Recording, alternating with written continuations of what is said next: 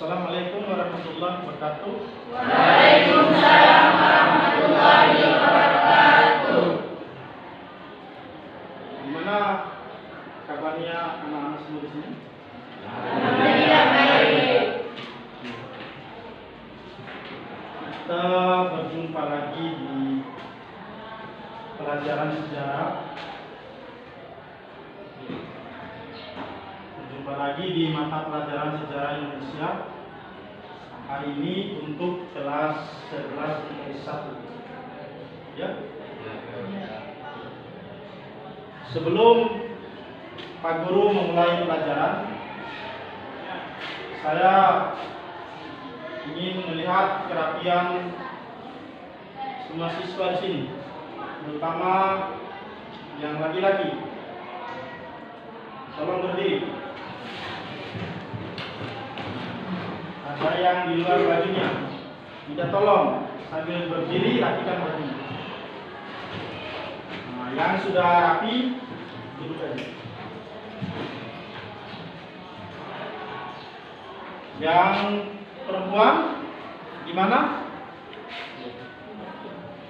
Ini yang tidak pakai masker lupa atau gimana? Lupa? Ya. Tolong besok usahakan supaya tidak lupa ya. Ya, karena masa pandemi kita diwajibkan untuk memakai masker, menjaga jarak dan mencuci tangan untuk memutuskan mata rantai penyebaran COVID-19 ini. Yang laki-laki sudah rapi semua? Sudah. Benar sudah rapi? Sudah. Oke. Ini baru namanya IPS 1. Ya. Tolong jangan kita karena IPS baru seakan-akan berpikir yang paling terbelakang. Tapi ya, buktikan kalau IPS itu bisa yang di depan, ya. Pak Guru sendiri dari IPS,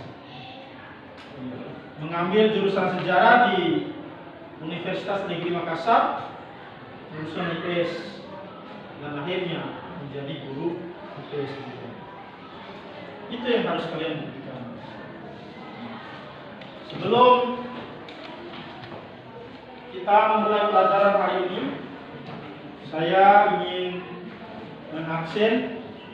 Mungkin ada siswa di kelas kalian ini yang tidak hadir.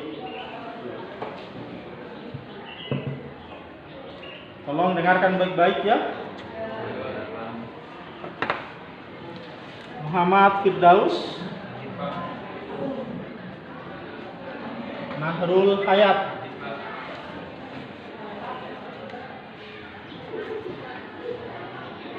Nur Jaitun. Coba kalau adik angkat tangan ya. Sekali lagi Nur Jaitun, Nurul Hidayah, Putri Ananda, Putri Fauzia, Putri Octavia, Putri Jahrani. Sejak kapan Sabriansa sakit? Atau ada yang berdekatan dengan rumah Sabriansa? Siapa? Ya? Coba angkat tangan yang dekat dengan rumah Sabriansa.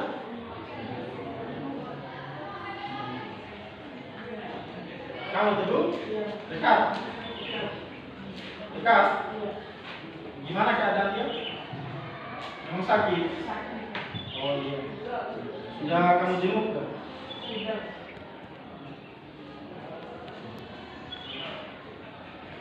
Ya oke, terima dia sakit. Ibu Darmawan? Rafiq Junaina? Yuyun Sukawati? Oke, alhamdulillah. Siswa kelas ini satu orang yang tidak hadir dengan keterangan saksi.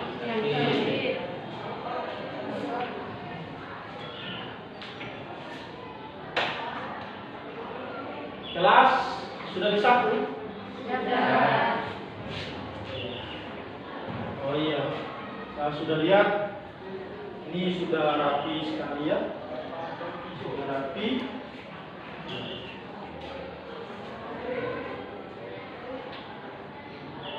Kalian gimana keadaannya? Alhamdulillah sehat. Sebelum kita memulai pelajaran hari ini, untuk mendapatkan berkah dari Yang Maha Kuasa, mari kita sama-sama berdoa. Saya minta Darius untuk memimpin doa dalam memulai pelajaran di hari ini. Silakan Darius. Sebelum kita belajar, mari kita berdoa dulu. Berdoa mulai.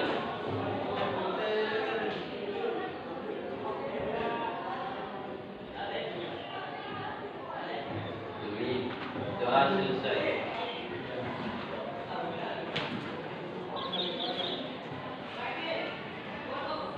Pelajaran kita minggu lalu masih berkisah tentang kedudukan Jepang, dan hari ini pula kita akan melanjutkan materi itu tentang kedudukan Jepang pula. Pak Guru akan menulis di sini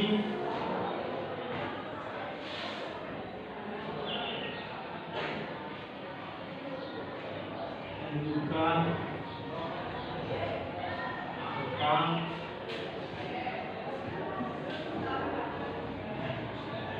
di Indonesia.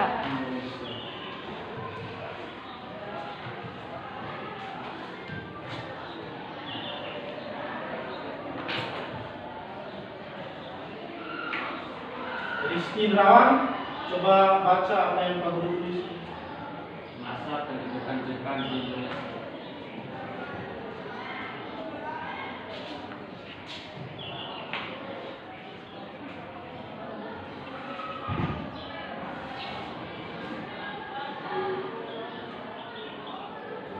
Masa pendudukan Jepang di Indonesia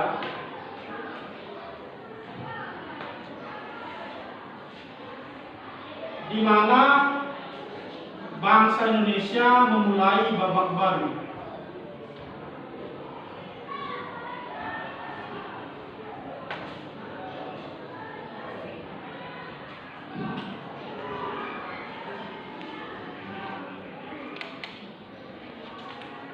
Babak baru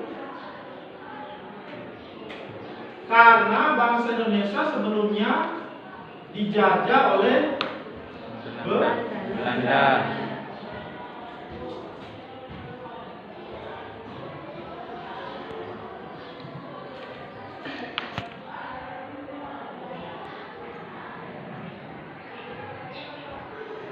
Dijajah oleh Belanda sekian ratus tahun, maka di sini tampil bangsa Jepang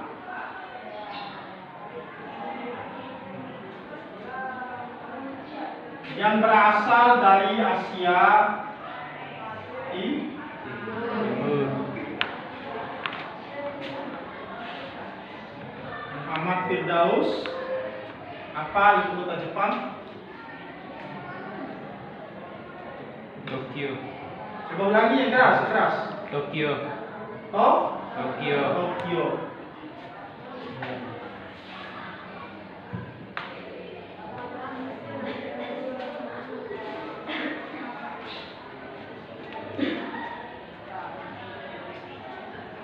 Tampil bangsa di Asia Timur ini yang ingin memperluas wilayah kekuasaan.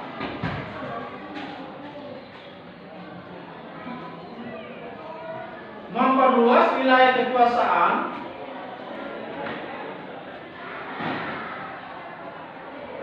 serta mengusir bangsa-bangsa Eropa yang ada di wilayah Asia Tenggara.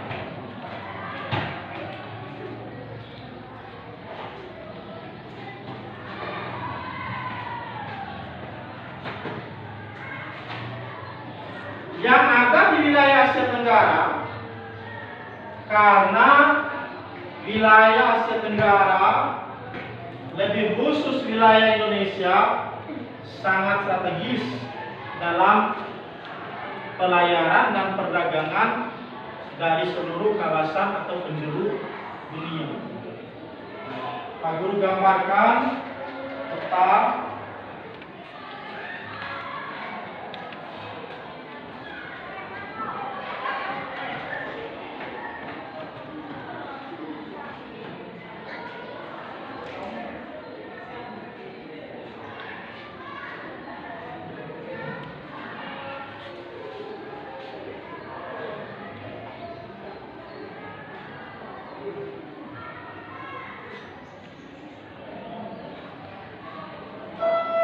wilayah ini tepat di persilangan dunia. Maka pada masa berikutnya tampillah Jepang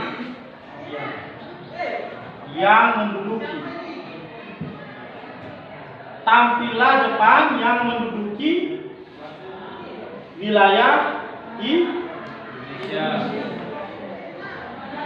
Jepang datang membawa janji.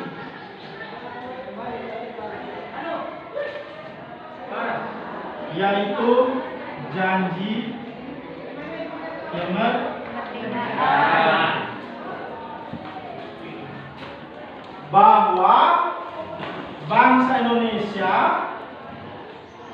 akan merdeka kelak di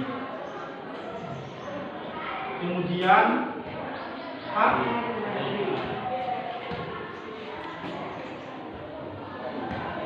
Begitu senangnya bangsa Indonesia dengan janji kemerdekaan. Begitu senangnya bangsa Indonesia dengan janji kemerdekaan. Kok tiba-tiba ada bangsa Jepang yang membawa janji kemerdekaan, langsung diterima begitu saja.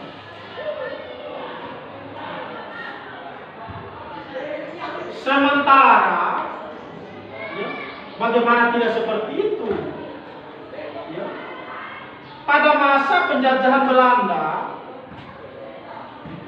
semua organisasi-organisasi pergerakan yang dibentuk oleh bangsa Indonesia, mulai dari tahun 1908 sampai 1942, berapa tahun ini? Berapa tahun?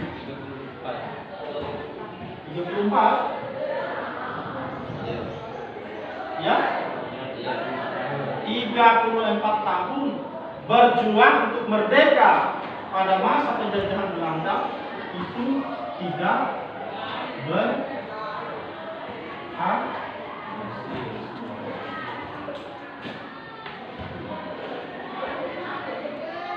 Sebelum Pak Guru melanjutkan pembahasan, saya persilakan terlebih dahulu satu di antara kalian untuk bertanya. Ya, siapa? Rizky Indrawan. Ya. Coba, apa yang mau ditanyakan? Kenapa dalam materi ini disebut penduduk Jepang, bukan pendatang Jepang? Ada yang bisa membantu Pak Guru? Ya, siapa namanya? Turunkan dulu maskernya.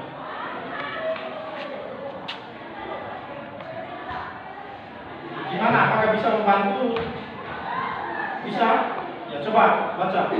Karena Jepang ingin menjadikan wilayah Indonesia sebagai batu loncatan untuk menguasai seluruh wilayah Asia yang dikuasai oleh bangsa Eropa.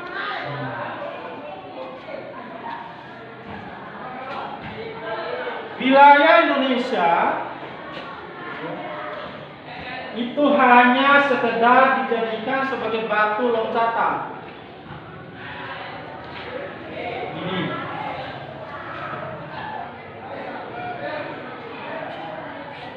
hanya sekedar dijadikan sebagai batu loncatan untuk mengusir seluruh bangsa-bangsa Eropa yang ada di kawasan Asia.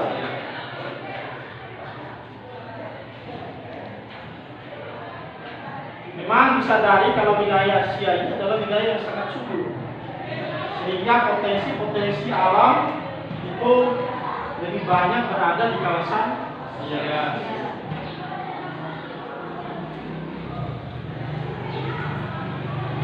Lebih banyak berada di kawasan Asia. Bayangkan di India ini ada Inggris, kemudian di Indochina ini ada Prancis, di Semenanjung Melayu ada Inggris, kemudian di Indonesia ada Belanda.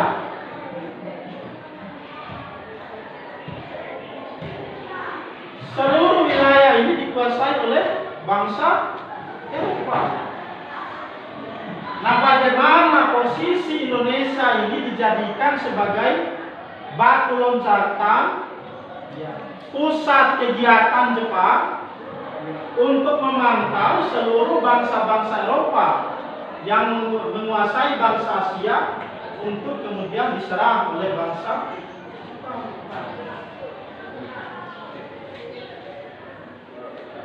Karena menduduki wilayah Indonesia, maka Indonesia ini dimanfaatkan sedemikian rupa.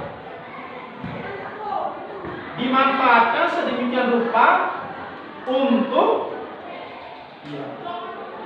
digunakan oleh Jepang seluruh potensi-potensi Indonesia dalam menghadapi sekutu sekaligus menyerang bangsa-bangsa Eropa di Asia.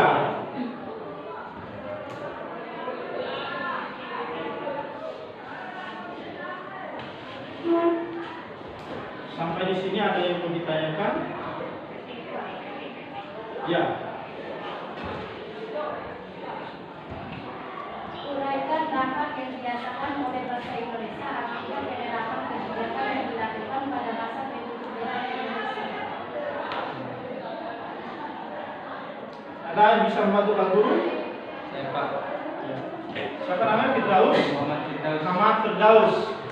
Coba bisa membantu Pak Guru? Bisa Pak. Silakan.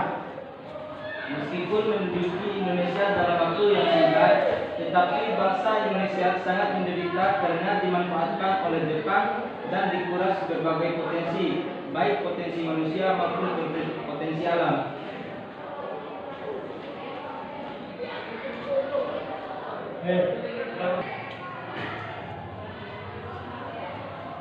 Bagaimana kehidupan bangsa Indonesia pada masa awal pendudukan Jepang itu? Bahwa masa 3,5 tahun pendudukan Jepang di Indonesia itu mendatangkan suatu penderitaan yang cukup besar bagi bangsa Indonesia. Dalam menghadapi sekutu,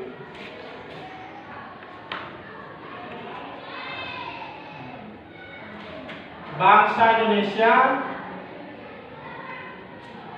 itu dimanfaatkan sebagai rongsa. Kemudian dibentuk putra, kemudian gerakan 3A, kemudian peta,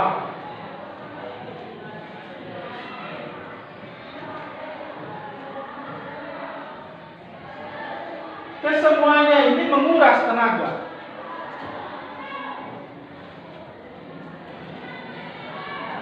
menguras potensi rakyat Indonesia yang dimanfaatkan oleh bangsa Jepang pada waktu itu. Karena apa? Setelah membom pangkalan Angkatan Laut Amerika Serikat pada tanggal 8 Desember 1941 di Hawaii,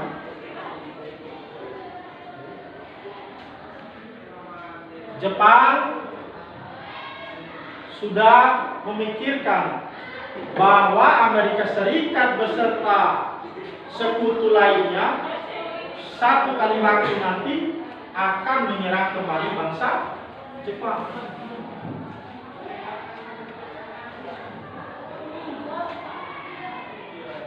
Jepang berpikiran karena menduduki Indonesia, maka sekutu akan menyerang Indonesia.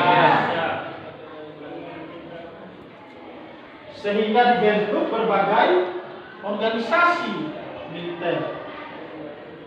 Tetapi apa yang terjadi? Ternyata sekutu tidak menyerang Jepang di Indonesia, tetapi menyerang Jepang di Jepang itu sendiri. Maka jatuhlah bom di kota Hiroshima dan Nagasaki pada tanggal 6 dan 9 Agustus 1945. Jatuhnya 2 bom di kota itu, hancurlah Jepang. Hancurlah Jepang. Karena kota itu adalah pusat industri terbesar bagi Jepang pada waktu.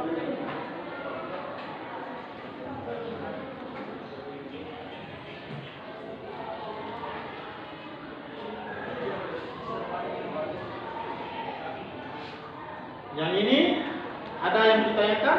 Ada, Pak. Ya. Uraikan dampak penduduk Jepang terhadap masyarakat Indonesia.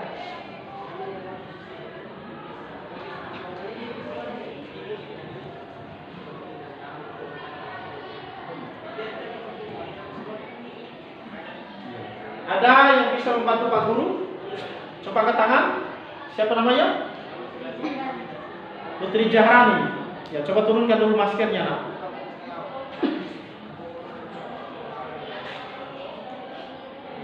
Pendudukan Jepang telah mengakibatkan perubahan-perubahan yang mendasar pada masyarakat pedesaan Indonesia. Di samping itu, pemerasan sumber daya ekonomi masyarakat pedesaan dilakukan secara intensif, bahkan diikuti dengan pengawasan yang ketat dan pembentukan lembaga ekonomi baru di pedesaan. Pengawasan sosial diberlakukan dengan pembentukan organisasi-organisasi sosial terhadap aktivitas masyarakat, serta tekanan-tekanan mental dan agitasi yang dilaksanakan pemerintah penduduk Jepang secara terus-menerus. Ada tekanan mental, itu yang penting. Itu lebih khusus bagi kaum wanita. Sebab wanita pada waktu itu bagi panglima-panglima besar Jepang itu seperti ayam panggang. Ya, mohon maaf, tapi ini fakta sejarah yang mencatat seperti itu. Mereka tidak dinikahi, tidak dikawini.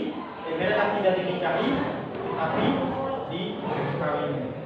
Beda dengan kami, ya. Dalam agama itu yang halal itu adalah nikah dulu baru kawin. Tapi perempuan pada waktu itu hanya sekedar dikawin. Memuas nafsu pada waktu itu sehingga pada zaman itu kaum wanita itu disembunyikan di atas loteng rumah. Ini khusus di Bima, ya, disembunyikan di atas loteng rumah.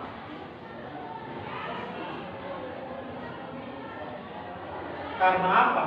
Takut diambil oleh Jepang untuk dikawini.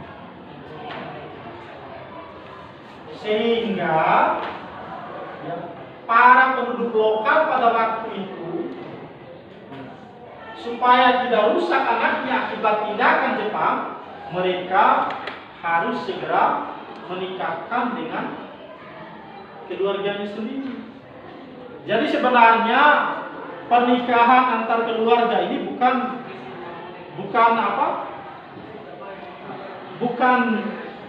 untuk mendekatkan keluarga juga sebenarnya, tapi untuk menghindari mereka supaya tidak diambil oleh orang Jepang. Sebab mereka dikawini tanpa tanggung jawab. Ardi ada yang mau ditanyakan? Coba apa yang ditanyakan? Deskripsikan tentang Romusa pada masa pendudukan Jepang. Ada yang bisa membantu Pak Guru? Saya, Pak. Ya, siapa turunkan dulu maskernya? Siapa namanya? Putri Ananda. Putri Ananda. Ya, apa? Romusa pada masa pendudukan Jepang merupakan kerja wajib bagi masyarakat Indonesia untuk membantu Jepang serta mengumpulkan kekuatan untuk mendukung Jepang ketika mendapat serangan dari sekutu secara tiba-tiba. Romusa ini kerja wajib, ya.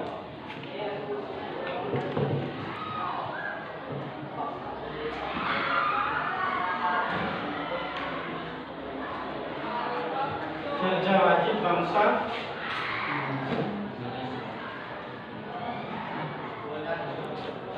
kalau wajib maka dengan cara apapun itu harus dipaksa untuk dilakukan,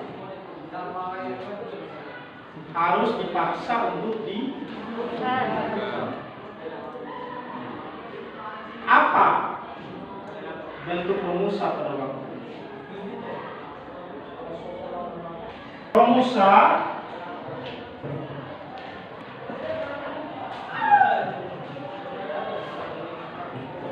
misalnya Jepang dalam mengumpulkan bahan makanan, Jepang harus mengumpulkan tiap kepala keluarga misalnya 35 kg beras.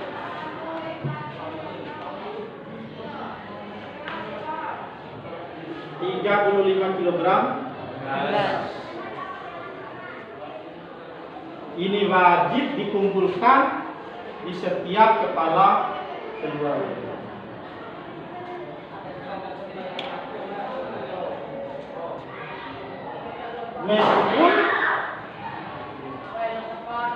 Meskipun kepala keluarga yang bersangkutan tidak memiliki sawah.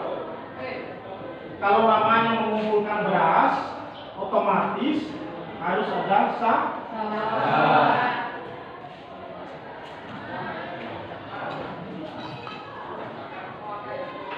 Masalahnya, meskipun tidak ada sawah, maka wajib mengumpulkan beras sebanyak 35 kg. Jangankan untuk disumbang ke Jepang, untuk disumbangkan ke Jepang, untuk dikonsumsi sendiri itu belum tentu ada. Tetapi wajib dikumpulkan. Wajib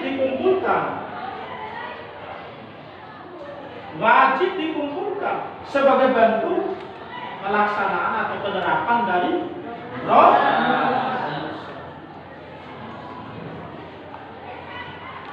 sehingga terjadi penderitaan, kemudian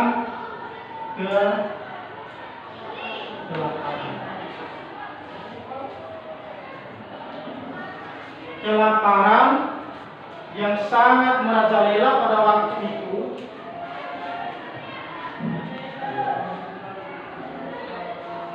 Sebagai akibat dari penerapan Romusa kebijakan Jepang. Masalahnya apa? Karena wilayah Indonesia ini itu adalah basis utama di Asia. basis utama di Asia, maka seluruh potensi Indonesia ini harus dimanfaatkan. Bisa dilihat di samping situ.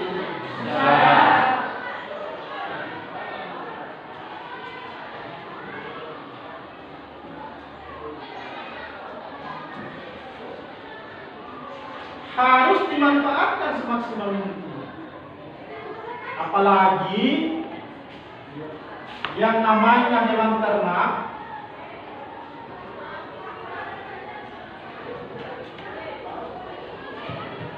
diambil begitu saja untuk dikonsumsi, diambil begitu saja untuk dikonsumsi tanpa memikirkan bahwa hewan tersebut adalah sarana untuk membajak lahan pertanian atau lahan sawah.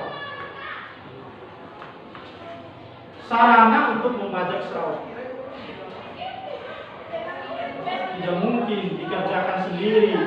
Misalnya lahan 30 are atau lahan setengah hektar.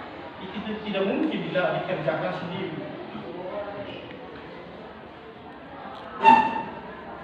Sementara hewan ternak sebagai pembantu dalam mengerjakan lahan pertanian ini, hewan ternak itu sudah diambil oleh Jepang untuk dimakan pada waktu. Penderitaan inilah yang seakan-akan telah menjadikan bangsa Indonesia sebagai titik pangkal utama bagi bangsa Jepang dalam menguasai Asia. Putra, Gerakan 3, Peta, Seimendang, itu semua adalah organisasi yang dibentuk oleh Jepang untuk menghimpun kekuatan. Tetapi apa? Ternyata organisasi itu pun dimanfaatkan oleh para pemimpin organisasi itu untuk menggerakkan semangat bangsa Indonesia dalam melawan bangsa Jepang. Sehingga apa? Kadang-kadang pemimpin dari organisasi itu sampai-sampai ditahan atau di penjara oleh Jepang.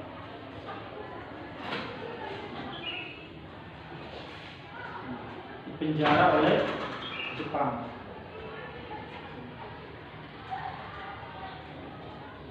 Karena apa?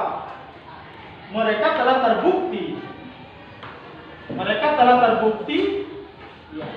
bahwa dipercaya oleh Jepang untuk memimpin organisasi agar membantu Jepang, ternyata dimanfaatkan oleh pemimpin itu untuk membangkitkan semangat bangsa Indonesia agar melawan bangsa Jepang. Berikut ini kebijakan bangsa Jepang. Coba ditulis dulu ya. Coba ditulis bidang politik.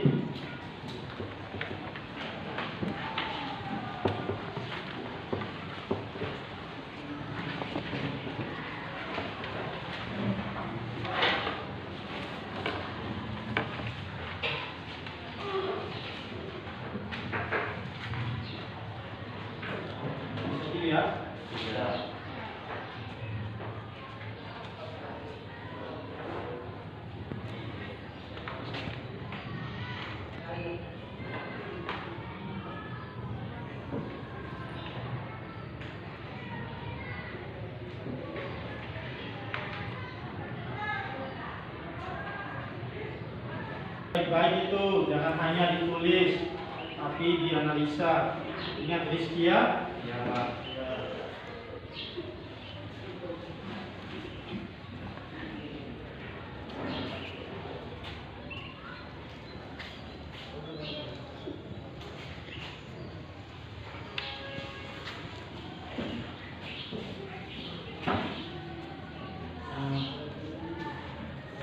Anda sudah selesai ya?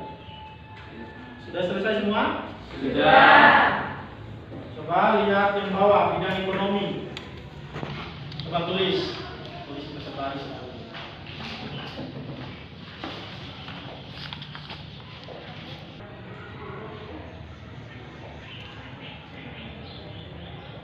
Kemudian perjuangan meraih kemerdekaan secara kooperatif. Coba perhatikan baik-baik dan langsung tulis.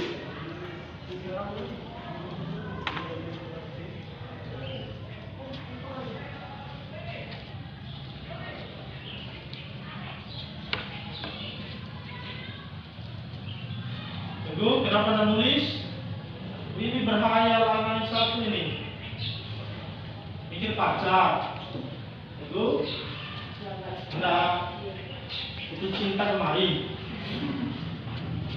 Pak Guru curiga kalau si Teguh ini merenung, murung. Pak Guru pikir dia ini putus cinta tadi malam. Biar putus cinta ada masalah saling. Pasti dunia itu tidak selebar jauh kilo. Tapi ya jangan karena putus cinta si Teguh putus belajar. Ingat itu ya. Ingat Rizky, ingat Firdaus, ingat Ardi, ingat Darius. Khususnya yang laki-laki aja. Kalau yang perempuan, ya itu enggak bakal putus cinta. Justru mereka itu didatangi cinta. Ya. Itu istimewanya yang perempuan. Tapi karena jangan didatangi, ya 1000 yang datang, 1000 yang diterima. Tidak boleh begitu ya. Ya. Ingat, putus cinta boleh, putus belajar jangan. Ya?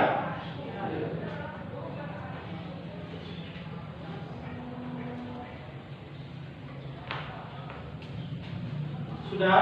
Sudah. Lihat yang bawah. Tokoh yang melakukan gerakan bawah tanah.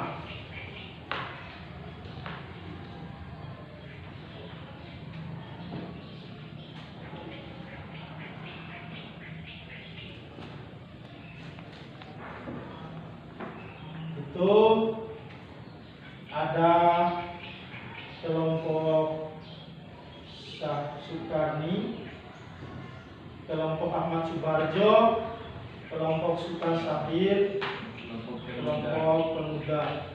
Sudah ya? Sudah? Sudah. Kemudian perlawanan bersenjata.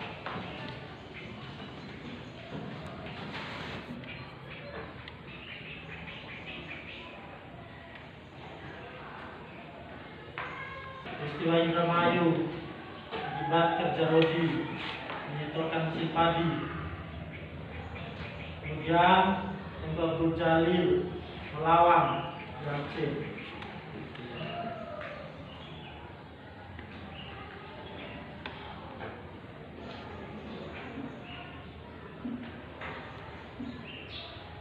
Sudah. Kemudian perlawanan bersenjata itu di Kota Blitar oleh Supriyadi. Dia ini pemimpin peta membela tanah air.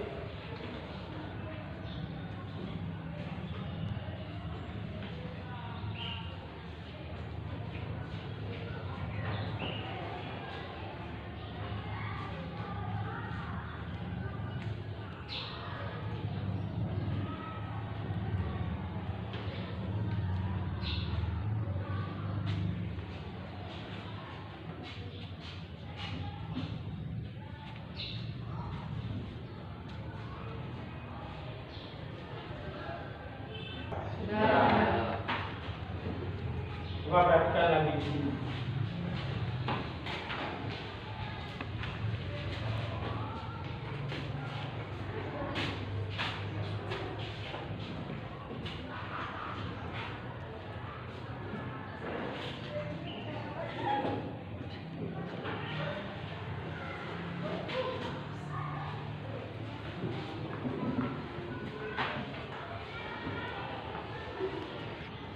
akhir kedudukan Jepang.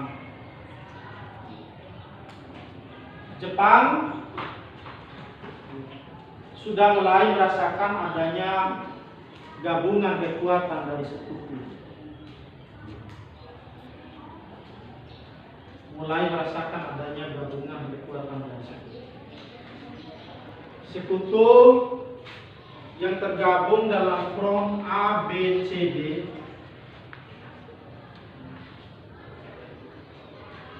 Amerika Serikat, British itu Inggris, Cina, C itu Cina, D itu Dutch, Belanda. Bersatu mereka untuk menyerang Jepang.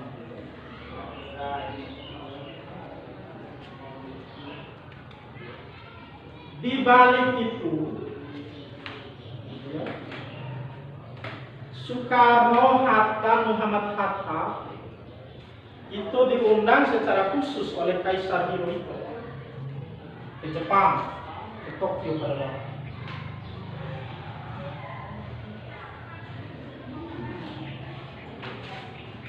Dalam undangan khusus sang Kaisar Hirohito pada waktu itu,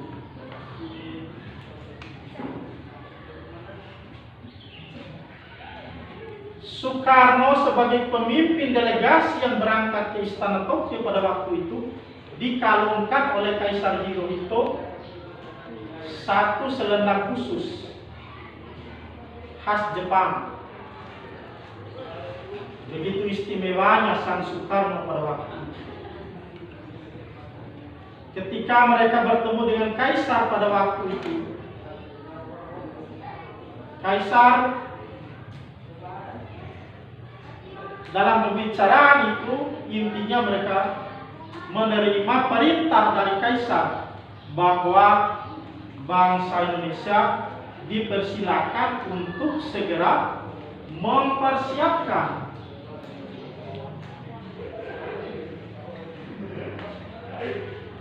kemerdekaan. Ini bukan melaksanakan, ya, bukan melaksanakan, tetapi mempersiapkan.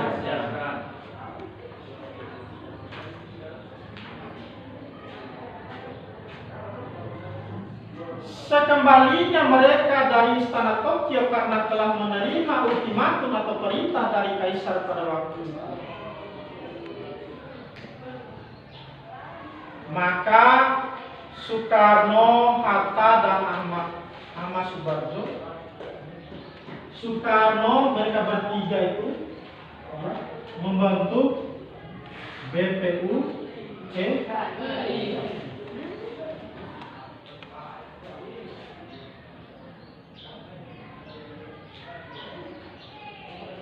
Badan Penyelidik Usaha Persiapan Kemerdekaan Indonesia. Kalau dilihat dari namanya, badan ini bertugas untuk menyelidiki tentang segala sesuatu atau hal-hal apa yang harus dipersiapkan, hal-hal apa yang harus dilakukan dalam mempersiapkan kemerdekaan.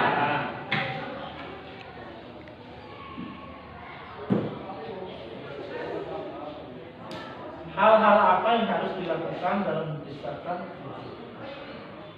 tentu sebelum merdeka itu, maka yang harus dipersiapkan itu adalah dasar negara. Dasar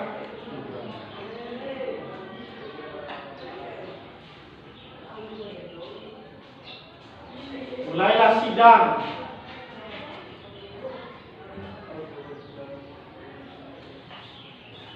Mulailah sidang untuk merumuskan tentang dasar negara.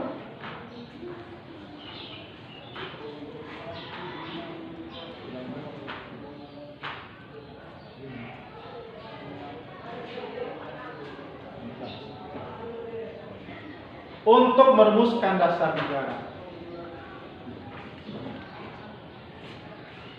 Ya, siapa guru pikir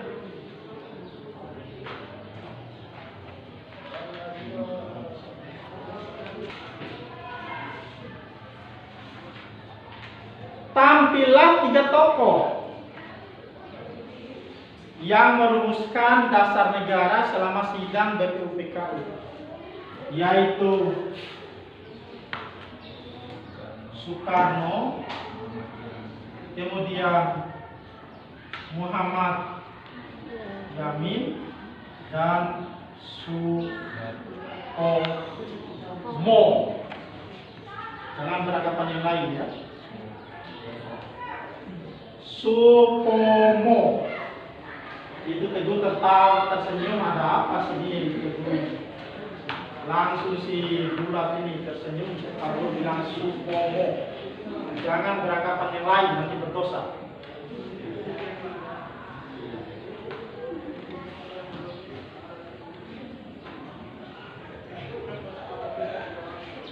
Jadi rumusan dasar negara ini coba tulis ya, tugas untuk kalian. Ya. Uraikan rumusan dasar negara. Tulis Ardi. Kenapa tidak tulis lah? Mungkin putus cinta di malam. Uraikan rumusan dasar negara.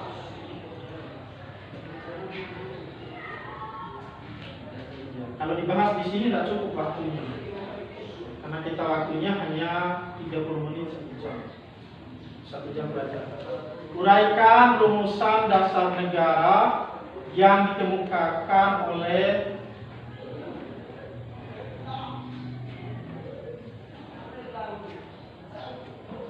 Soekarno,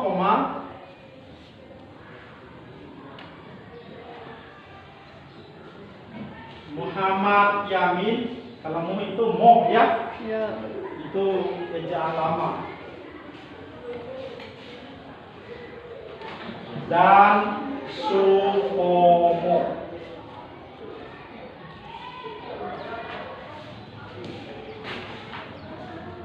Supomo.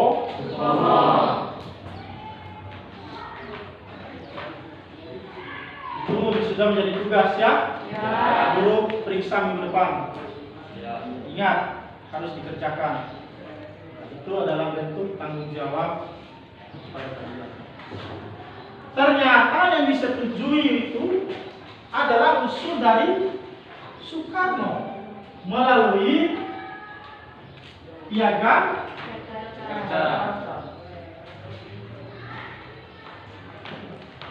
disetujui oleh peserta atau anggota BPUPKI dengan catatan 7 kata setelah kata ketuhanan itu diganti menjadi kata yang Maha Esa. Apa itu 7 kata?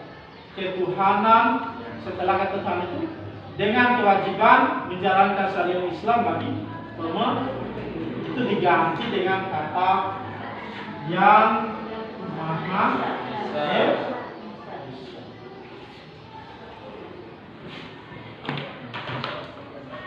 Maka resmilah itu menjadi dasar. Ini belum proklamasi, masih masa pendudukan Jepang. Karena apa? Sesuai dengan janjinya bahwa bangsa Indonesia akan diberikan kemerdekaan kelak di kemudian hari. Kata di kemudian hari itu belum jelas. Di kemudian hari itu mulai detik ini sampai hari kiamat itu kemudian hari. Tapi terbukti bahwa mereka bertiga yang berangkat ke istana Tokyo dan dikalungkan selendang oleh kaisar itu diberikan sinyal bahwa bangsa Indonesia dipersilakan untuk segera mempersiapkan kemerdekaan.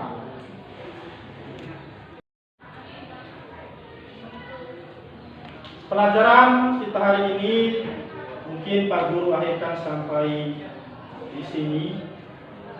Ingat, tugas itu jangan lupa dikerjakan. Jangan lupa dikerjakan karena itu adalah tanggung jawab untuk kalian. Kemudian di masa pandemi ini, untuk menghindari proses penyebaran virus COVID-19 ini, tolong untuk dijaga jarak. Menjaga jarak, kemudian menggunakan masker, kemudian mencuci tangan, cuci muka.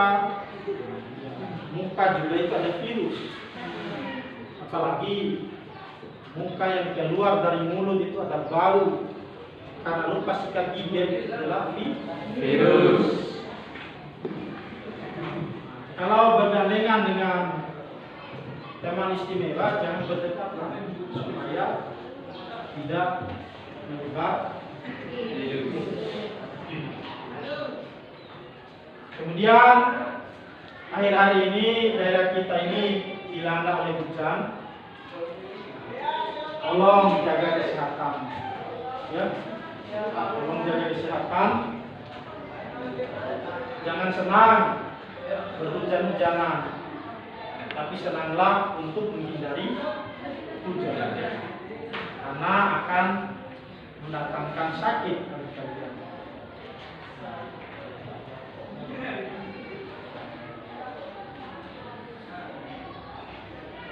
Materi yang Pak Guru sudah sampaikan ini apa bisa dimengerti? Bisa. Sekali lagi, apa sudah bisa dimengerti? Bisa. Alhamdulillah. Mudah-mudahan kalian bisa mengerti ini. Soal ulangan semester ganjil bisa kalian jawab dengan tepat dan benar, sesuai dengan apa yang telah kalian pelajari. Sesuai dengan apa yang telah kalian pelajari.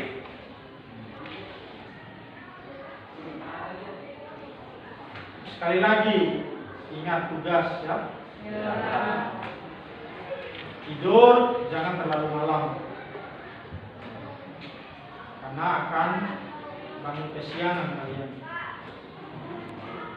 Sehingga kalau cepat bangun, yakin pasti cepat datang ke sekolah. Soalnya Pak Guru lihat, di depan sekolah guru BP itu standby. Yang terlambat push up sampai 15 kali. Tapi itu sebenarnya olahraga. Tapi jangan kenapa mesti senang dengan terlambat. Senanglah datang cepat. Senanglah datang cepat. Karena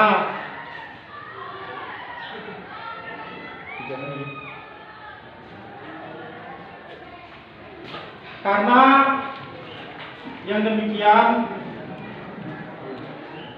itu akan menjadi pelajaran yang sangat berharga.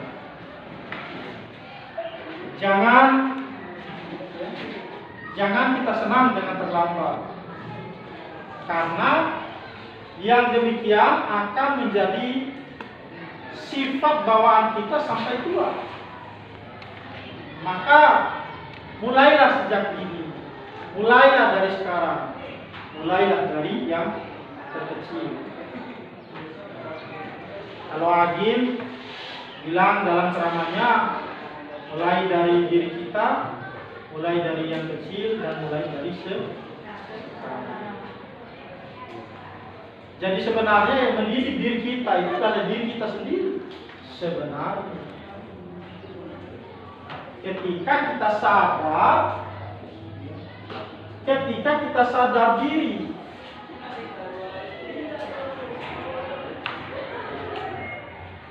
ketika kita sadar diri, bagaimana segala sesuatu yang berkaitan dengan diri kita sendiri. Yakin perbuatan baik pasti mendatangkan hasil yang baik.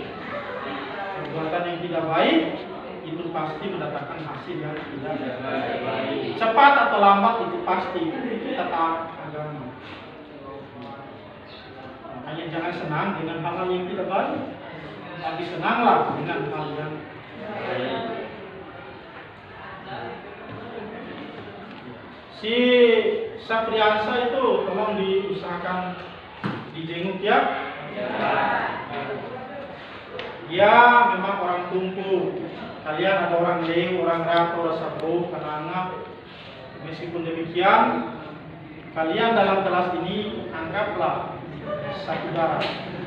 Ya, anggaplah dia seperti saudara. Ketika salah satu dari teman kalian sakit, maka jenguklah.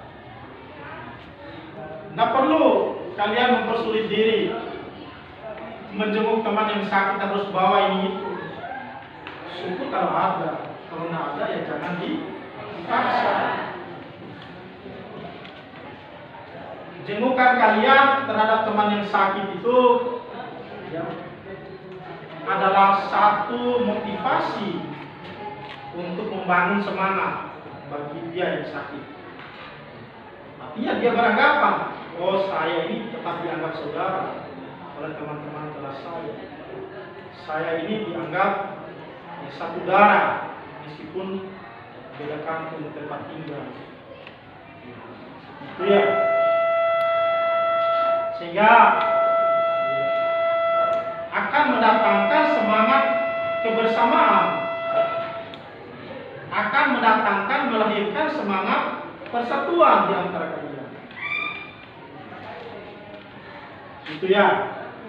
Ya, sebelum mengakhiri pelajaran ini, saya minta Muhammad Firdaus untuk memimpin doa sebagai penutup pelajaran. Mudah-mudahan apa yang kita pelajari hari ini yang mendapat keberkahan serta ilmunya bermanfaat bagi kita semua. Silakan Muhammad Firdaus untuk memimpin doa. Teman-teman, sebelum kita mengakhiri pelajaran hari ini, mari kita berdoa. Berdoa mulai.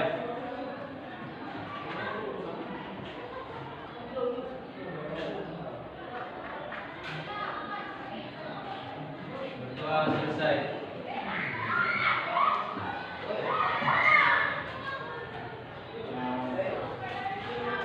Coba silakan berkemas ya, masukkan, rapikan buku.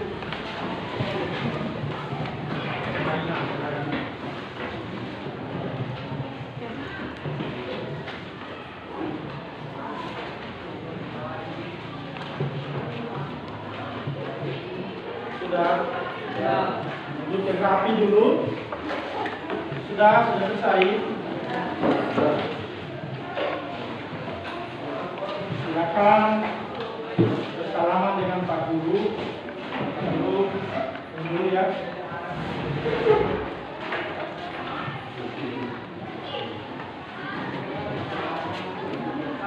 Mulai deretan yang ini, pelan-pelan ya. Sini, di satu-satu. Satu-satu, jangan dulu bergerak yang lain. Ya, hati-hati ya. Ayo, hati-hati ulang ya.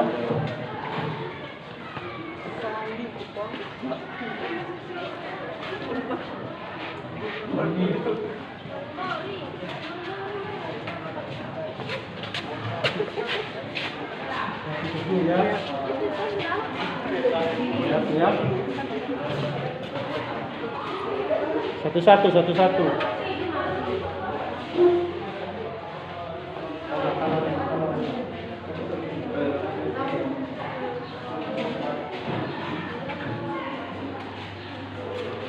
Ya, kasih pulang ya.